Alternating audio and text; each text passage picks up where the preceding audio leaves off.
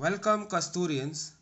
In this video we will discuss chapter 2, that is an empire across three continents, and today we will discuss topic controlling workers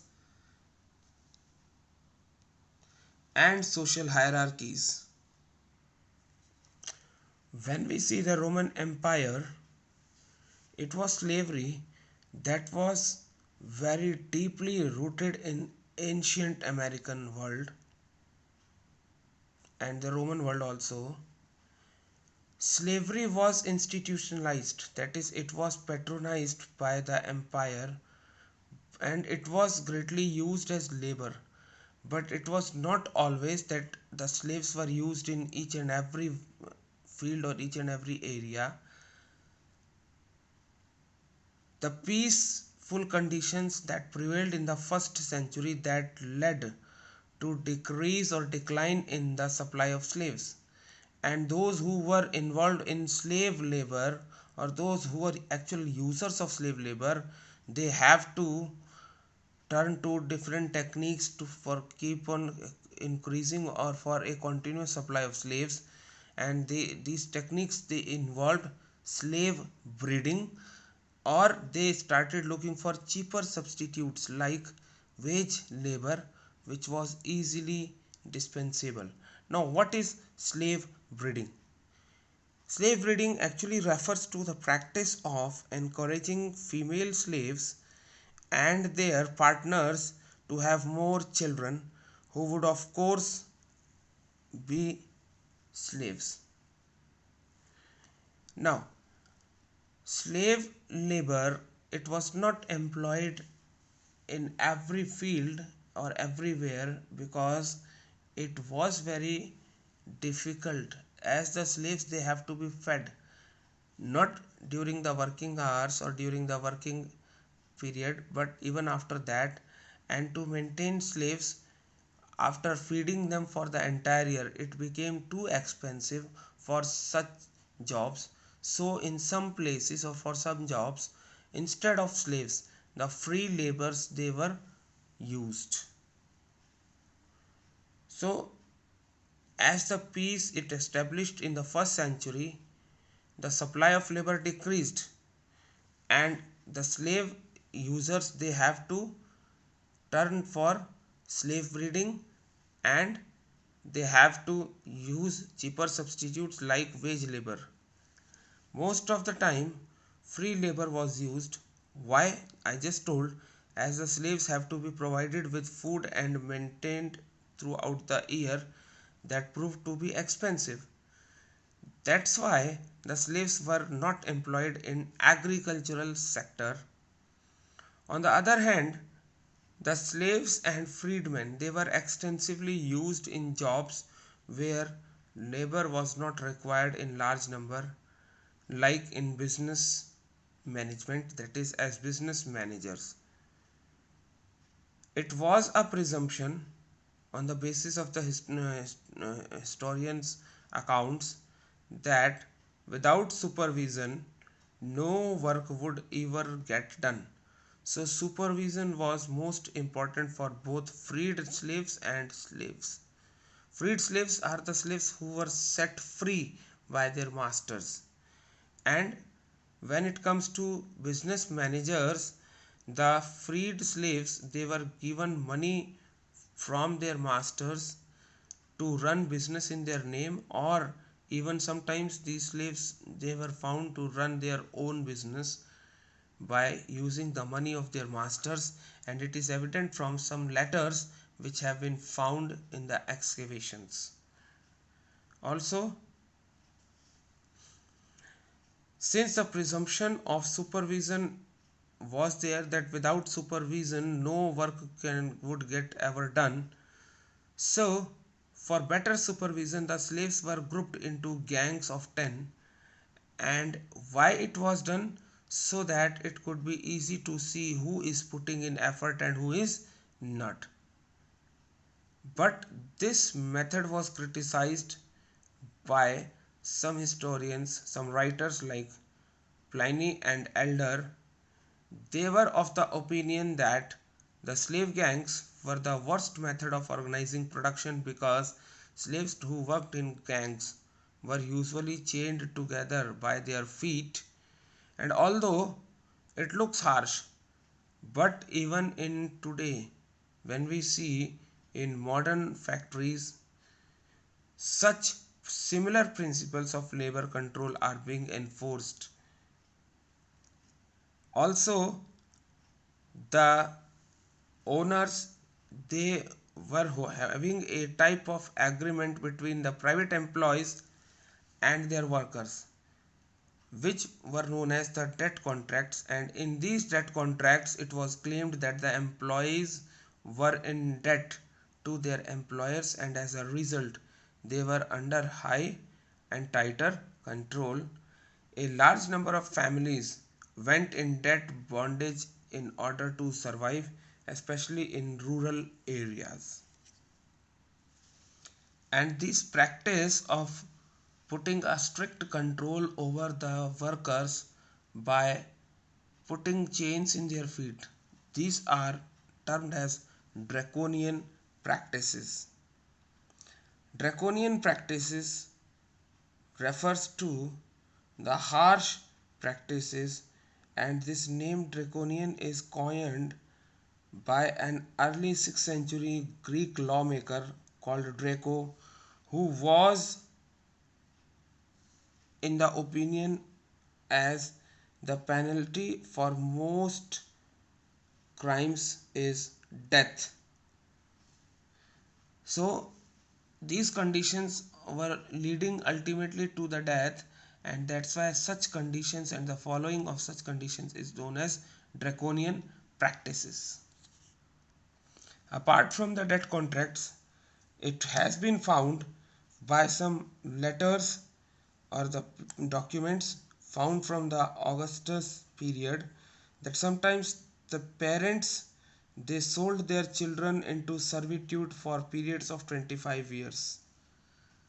So the controlling workers, it was in Roman Empire, the workers were controlled in a very harsh manner, and they were employed for less wages but for more hours of time.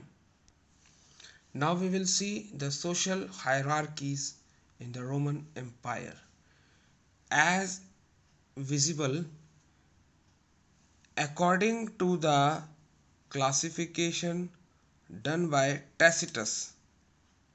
The leading groups of early empire included the senators, after them came the equites, then the respectable middle class, then humiliors, and then at the last or the lowest level came the slaves. Now this classification is done by Tacitus, who was a Roman historian and who tried to create the social structure of the empire on the accounts of excavations and documentary evidences. He described the social hierarchy of the early empire. According to him, the senators were at the top in the early Roman Empire. After them came the equestrian classes, that is the equites. These were traditionally the second most powerful and wealthy group, and these were the families who were qualified to serve in the cavalry on the basis of their property, or on the basis of property they were holding. They were qualified to serve or work in the cavalry, hence they got the name equites, that is the knights or the horsemen. And when we see the senators, they were the leading members of the equestrian class, and they were the respectable section of people who were having great houses, that is, who were attached to the great houses, that is, nobles. Also, we have the respectable section of the people who were attached to the great houses. They were the next in the social order, and that is they were the respectable middle class. And then there were humiliors, and in the end the untidy lower classes and slaves, they were placed at the bottom, that is the slaves. When we see the time period when Constantine I was ruling, the senators and the equites, they were merged into an expanded aristocracy, and half of the aristocratic families, they were having Eastern or African origin. But when we see this aristocratic class, which was actually involving the senators and equites, the equites, they were mostly knights. They were landowners like the senators were, but some of the knights, they were businessmen, that is they were involved in business activities like shipping, trade and banking.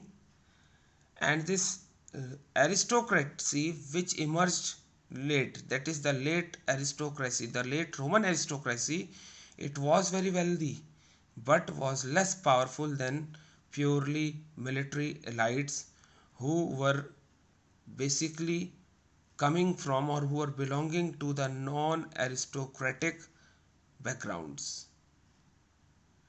In the social hierarchy, when we see, it is the respectable middle class that emerged.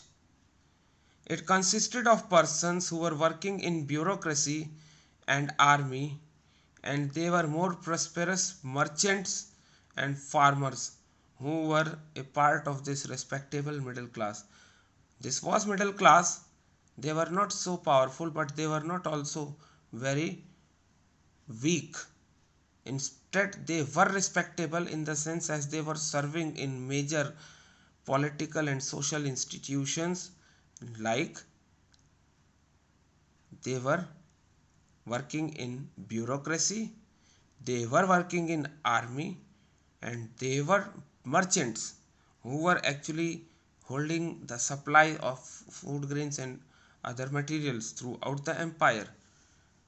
So according to Olympiodonus, a historian who was belonging to the early 5th century, the aristocracy in the city of Rome received incomes up to 4,000 pounds of gold from their estates, and the grain which was consumed,